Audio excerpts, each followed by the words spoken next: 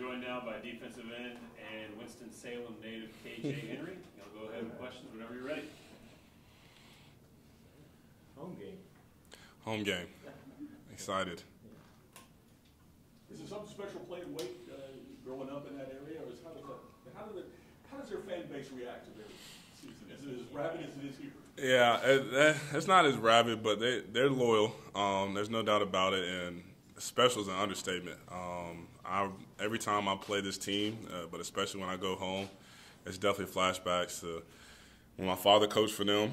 I was 6 years old, 7 years old. I'd be in the family section, yellow wig, cheering like no tomorrow for the Demon Deacons. So I know what their home locker room looks like. I know what it's like to run out after the motorcycle. It's almost like I'm on the rival, I'm on the rival side for sure, which I love this side. But yeah, anytime I get to go home, I love it. It's one of a kind for sure. We need to see a picture of that yellow. Mom has one. Y'all hit on Nicole Henry. She will definitely send it out. There's no doubt about that. What did your dad coach? He was all over the defense side of the ball, DBs, little linebacker, finished up there as the special teams coordinator. We were at Wake Forest from 2001, which was when I was 2 years old, and I forgot what year he got let go, but I was right before high school for me, 8th grade, 9th grade year. So he was there for a long time, a lot of great years. 2006 ACC championship. Told Coach Swinney all the time, if my dad doesn't beat him, then he don't get this job. We're the reason he got this job. Wake Forest beat Clemson, so it's a good tenure there for sure. I guess, how is your dad doing? Obviously, had surgery. Yeah, he's doing much better. Doing much better. He's definitely supposed to take it a little slower than he is. He's hard-headed, stubborn, if you will, and mom's trying to get on him for that, but he just wants to see me play. He's doing everything he can to just come watch every game. That's just the great father that he is. But he's doing much better. He's doing much better, and just been so appreciative for Help Hope Live and that process and this whole community. Still don't take it for granted, for sure.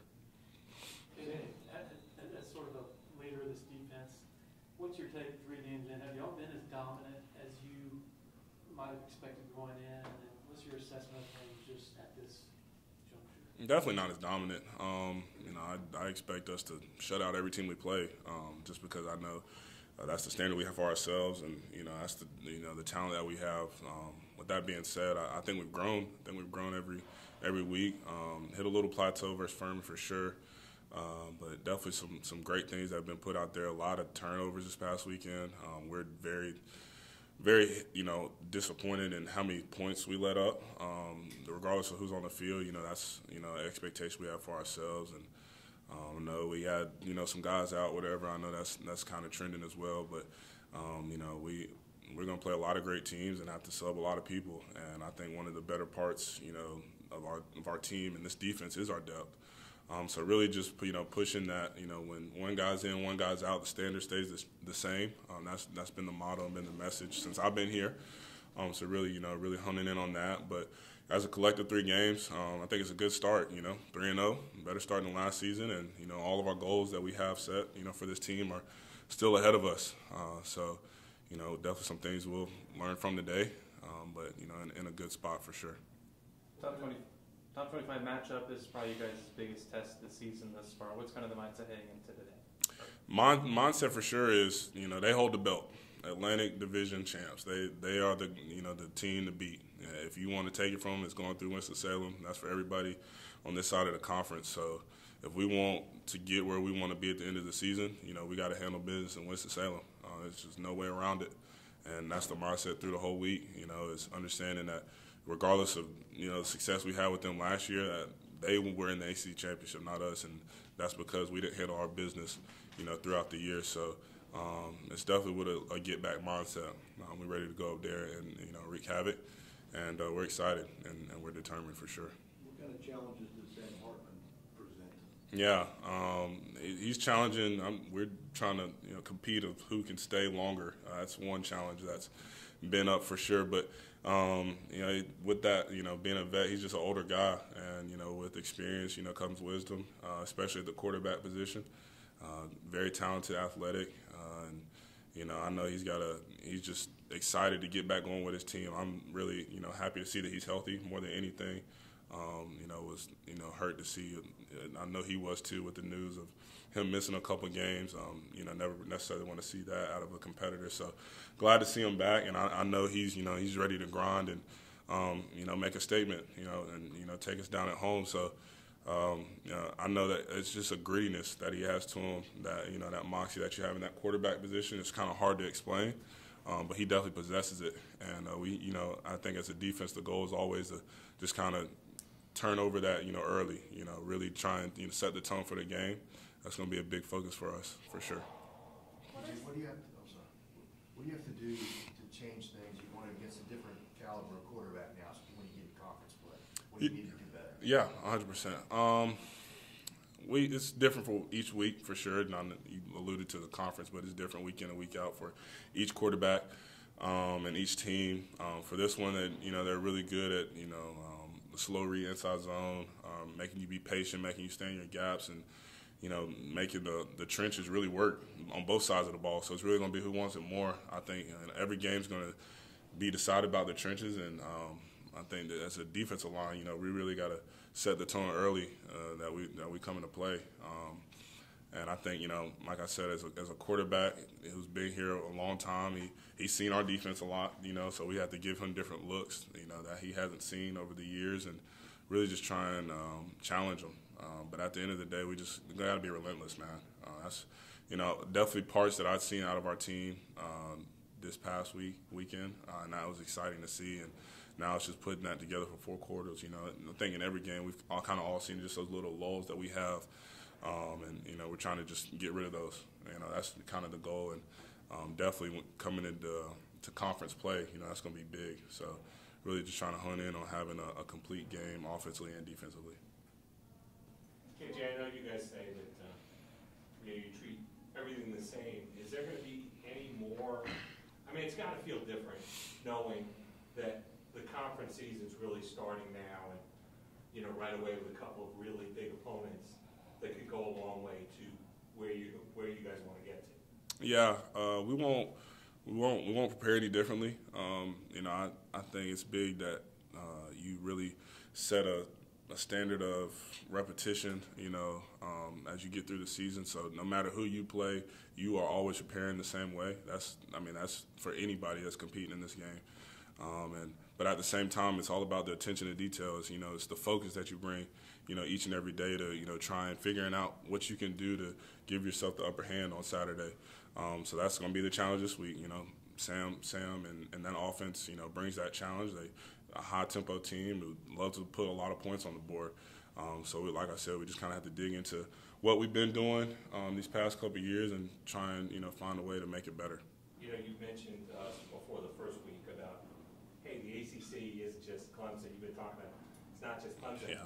Yet in the non-conference schedule so far, I think the league's won like 82% of its games or something like that. That's got to say something about what this league is, and maybe people just aren't paying attention. Yeah, the last thing I'm gonna do is, you know, go out on the side of the street and say we have the best, you know, conference. That's really not for me to say, but I know we have great competitors in this league, great teams in this league, and like you said, 82%, you know, success rate outside of the conference. That speaks to really just how much we've grown as a league, and you know, I could talk all day about all the quarterbacks we have, especially the ones we're going to have to play this season. It's definitely going to be a challenge week in and week out. There's no doubt about it. I guess taking a step back to the Furman game, Coach Swinney had some words for the defense in terms of just not feeling like you guys put in maximum effort. Yeah. How much perspective did you guys gain from that game? How did you take those words from Coach, and how did you kind of lead? Yeah. Took him to heart. Coach Swinney's smart. He knows what he's doing now, and he knows we're going to see that stuff. It really pissed me off. I'm not going to lie to you. But it's using that anger in a way that, you know, helps better the team. And he knows that we're going to do that. You know, we're going to take that challenge. Like, we didn't play to our standard. We didn't play to his standard.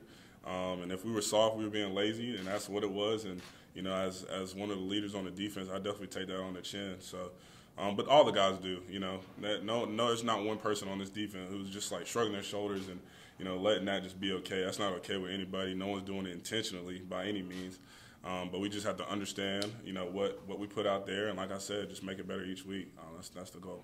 What's been your evaluation of the pass rush so far, and what kind of role do you think maybe that's played in some of the chunk plays you guys have given up in the passing game? I think that's a great question.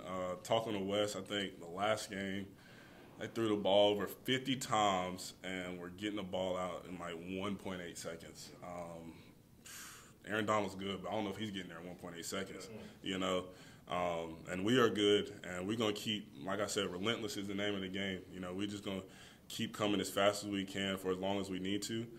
But if they're getting the ball out quick, You know, we just want to be able to just hone in on that as far as, you know, how people want to attack us, right? Early in the year, it was screens that were killing us. I think we showed last game that we're not going to let that beat us this year, but we'll still get a flavor of those and then getting the ball out early. But like I alluded to, the ACC is they got some offensive linemen, they got some good competition. So, you know, we expect a little more drop back pass as we get, you know, throughout the year, and that's when we have to start showing up as a D line for sure. So it's been about the best it could be as far as, you know, our plan and our mindset. Just when you don't have necessarily the opportunities, you don't have the opportunities. So, you know, hopefully from a back-end standpoint, you know, we can understand that and really attack that as far as understanding people want to get the ball out quick. But like I said, defensively, defensive line-wise, we can't get lulled to sleep. Just got to keep being on that attack mindset. You guys had maybe more success than anybody at slowing down Wake Forest, you know, relative to what they kind of points and yards they put on everybody else last year. What was sort of the key to that last year? Can't give you the key. We do have a couple things we like to do.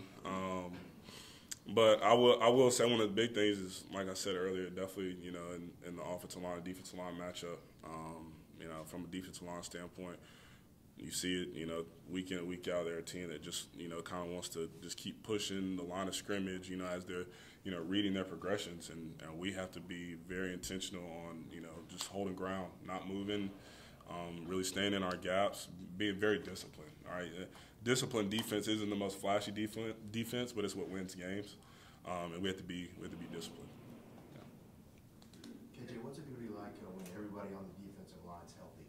Ooh, it's going to be what we expected it to be. You know, with the vision we have for this summer. I think we've been a wrecking force so far, but I mean, sky's the limit for when everybody's healthy. Now, with that being said, the game we play, I don't know if we'll ever get everybody healthy. Especially not 100%. Ain't nobody going to be 100%. But as we start to, you know, get guys matriculating back in, I mean, we're just going to keep getting better and better. Doesn't seem like it's happened very often. Nah. When you playing this game, you know what you sign up for. You know, just bumps and bruises and body aches, but it comes with it. You know, you love it. So we understand that, and guys are doing a great job committing, you know, to the recovery process and things like that. So, you know, that's the goal, is to get everybody back. You know, we're working towards it. Coach Swinney said that Bryan was going to be back on campus and returning to practice today. I was wondering, have you had a chance to kind of meet with him and talk with him at all since he's been back? Yeah, we chopped it up a little bit. I mean, just kind of between me and him, but we'll get to see his face today. Just happy to see him. Just happy to, you know, come and love on him as he gets back around the facility. I know he's probably just wanting to get some football in, so that's what we're gonna make it about. You know, make it about some football today, and you know, we'll get a chance. Some of us will get a chance to, you know, attend his sister's funeral tomorrow. So, you know, that'll be a great time to just, you know, let him know that, you know, his brothers are right there beside him through everything he's going through. But I know for me, selfishly, I'll be happy to see his face. Love the kid, so it's good to have him back.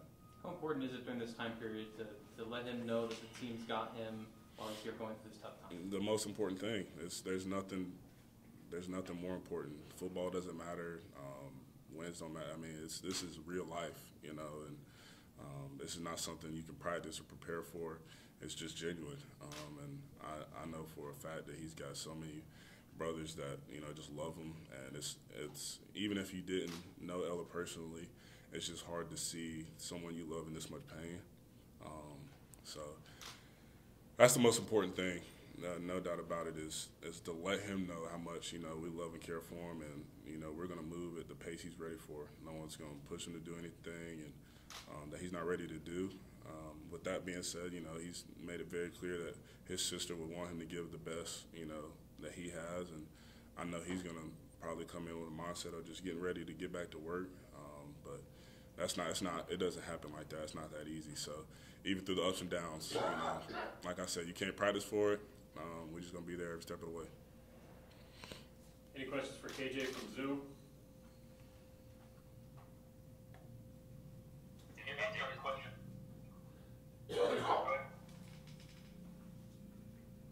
KJ, this is Bryan Hall with Defensive Line Greensboro Football as well. Just your time with Coach Snow and at West Forsyth, how did that help develop and start to mold you into the player that you are today? Great. What's up, Brian? I know exactly what I'm talking to.